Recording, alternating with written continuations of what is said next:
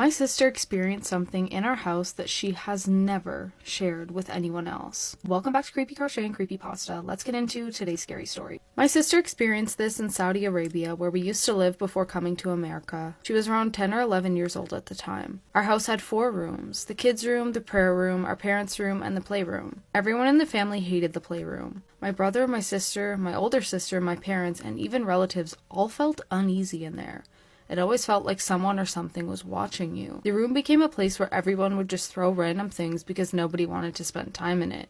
There was also a huge mirror in the room that my siblings hated so much that they would always turn it around so they would not have to look at it. One day, my mom forced my older sister to clean the playroom because it had gotten so messy. While she was cleaning, she suddenly had the urge to look up. When she did, she looked directly into the mirror in front of her. At first, everything looked normal. She saw herself exactly as she was. But there was one thing different. The version of herself in the mirror was smiling.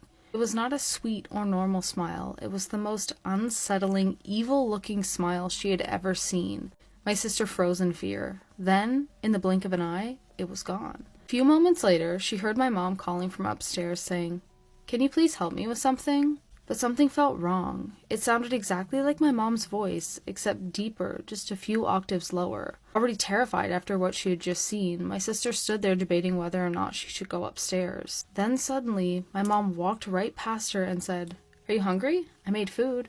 My sister stared at her and asked, "Weren't you upstairs?" My mom said, "No, I've been cooking this whole time." My sister has never told anyone this story except for me.